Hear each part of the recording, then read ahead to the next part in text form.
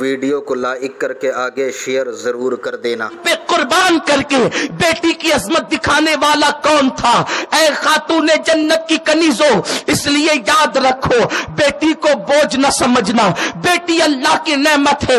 یہ بھی پتا چلا ہے کہ آج کل جب ماں کے شکم میں بیٹی آ جاتی ہے، سونوگرافی کے ذریعے سے یا کسی اور ذریعے سے ماں باپ معلوم کر لیتے ہیں کہ پیٹ کے اندر بیٹا ہے یا بیٹی، اور اس کے بعد اگر بیٹی ہوتی ہے تو اس بیٹی کو گرا دیا جاتا ہے۔ میرے پیارے آقا علیہ السلام کی کنیزوں، کیا تم تصور کرتی ہو جس بیٹی کو تم نے قتل کیا، جس بیٹی کو تم نے پیٹ سے گرا دیا، کہیں ایسا تو نہیں اگر بیٹے تمہیں دھوکہ دے دیتے تو یہی بیٹی تمہارا سہارا بن جاتی، یہی بیٹی ہاتھ پکڑ کر تمہارے بڑھاپے میں تمہاری مددگار بن جاتی۔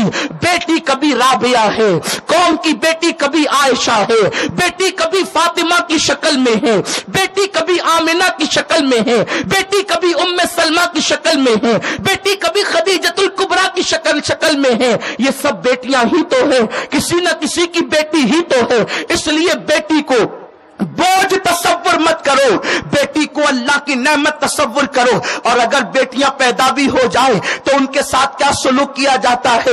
اگر کوئی تحفہ لاتے ہیں تو بیٹوں کے لیے قیمتی اور بیٹی کے لیے بڑا ہلکا تحفہ، اور اس کے بعد لانے کے بعد سب سے پہلے بیٹے کو دیتے ہیں، بیٹیوں کو نہیں دیتے۔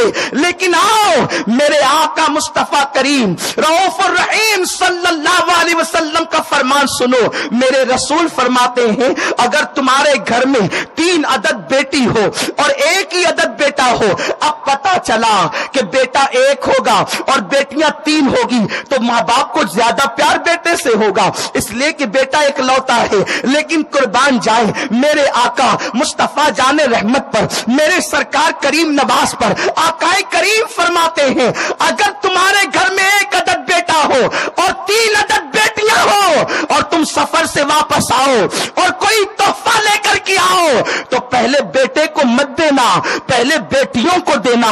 میرے آقا فرماتے ہیں بیٹیوں کا دل اتنا نازک ہوتا ہے، اگر کسی نے اپنی بیٹی کا دل دکھایا تو گویا اس نے مصطفیٰ جان رحمت کا دل دکھایا۔ میرے پیارے آقا صلی اللہ تعالی علیہ وسلم کی کنیزوں، میں تم سے پوچھنا چاہتا ہوں، آقا کریم رؤوف الرحیم صلی اللہ تعالی علیہ وسلم سفر سے واپس آنے کے بعد پہلے تحفہ بیٹی کو دینے کی بات کرتے ہیں اور فرماتے ہیں اگر کسی نے بیٹی کا دل دکھایا گویا اس نے اپنے نبی کا دل دکھایا۔ اسی لیے تو میرے آقا جب کبھی سفر پر جاتے تو آخری میں سیدہ فاطمہ سے ملاقات کرتے، اور جب سفر سے واپس تشریف لاتے تو سب سے پہلے میرے آقا سیدہ فاطمہ کے گھر آتے۔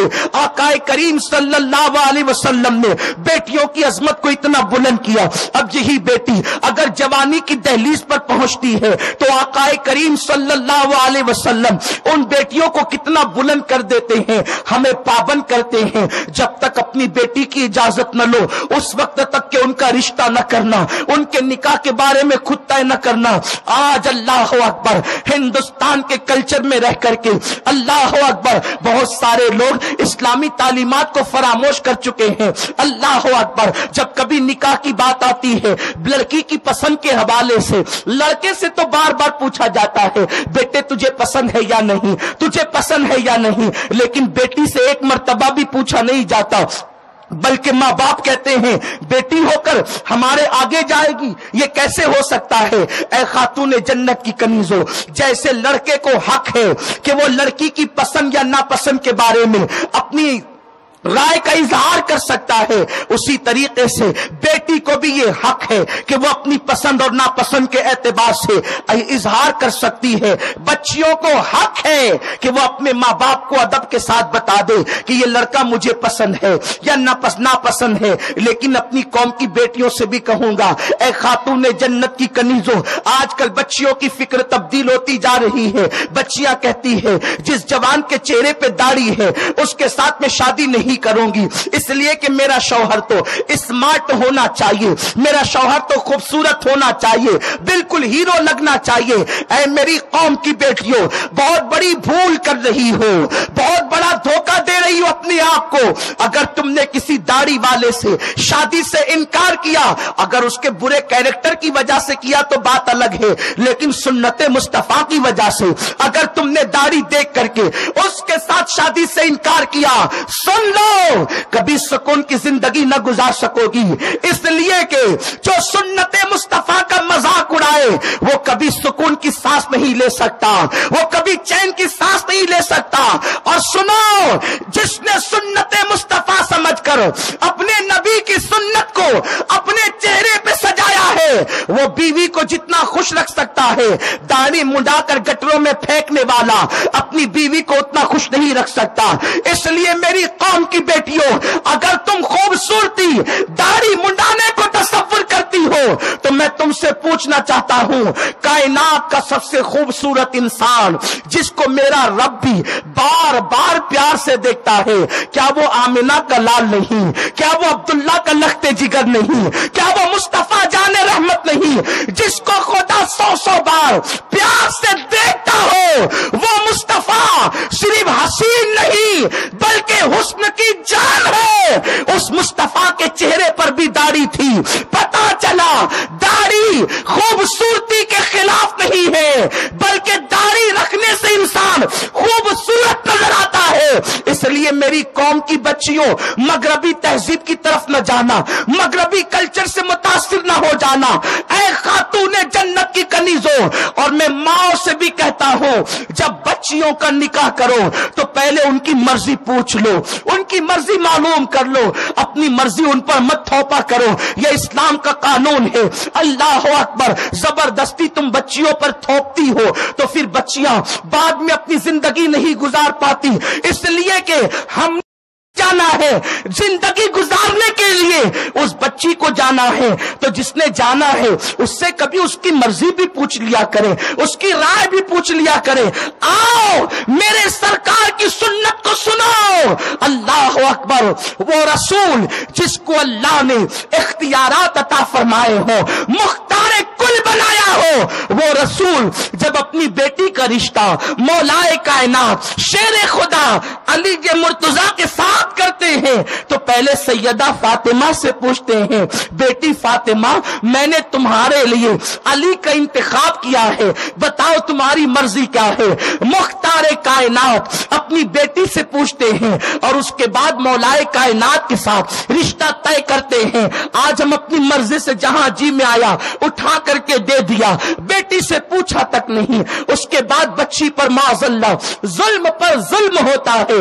اتنا ہی نہیں، بعض گھرانوں کا حال یہ ہے، ابھی بلبل باغ مدینہ نے بھی اس کا تذکرہ کیا، مفتی صاحب کے پاس بھی سوال آیا کہ بچیاں منگنی کے بعد اپنے منگیتر سے گفتگو کر سکتی ہے یا نہیں۔ آج جو طلاق کثرت کے ساتھ ہو رہی ہے اس کی ایک وجہ یہ بھی ہے، منگنی کے بعد اپنے منگیتر سے فون پہ گفتگو کرنا، پارکوں میں اس کے ساتھ گھومنا، اس کے ساتھ بائک پر گھومنا، یہ اسلامی کلچر نہیں ہے۔ میں ایک حدیث پاک پڑھوں گا، اس کے بعد اپنی گفتگو کی طرف آگے بڑھوں گا۔ جنت کے ماحول میں اللہ نے جنت میں حضرت آدم علیہ السلام کو وجود بخشا۔ آدم جنت میں رہتے ہیں، آدم جنت میں مقیم ہیں، لیکن آدم علیہ السلام کے سامنے حوران بہشت کا حسن بھی ہے، فرشتے موجود ہیں، جنت کی نہریں موجود ہیں، جنت کے باغات موجود ہیں۔ جنت اسے کہتے ہیں جس جگہ پر کسی چیز کی کمی نہیں ہے، لیکن آدم عرض کرتے اللہ تیری جنت میں تو ہر نعمت موجود ہے، مگر مولا میرا کوئی ہمدم بھی عطا کر دے۔ پتا چلا اور ٹی وی پر دیکھ کر حقوق نسواں سے متاثر ہو جانے والی میری بہنوں، اسلام نے عورت کو کیا مقام عطا کیا۔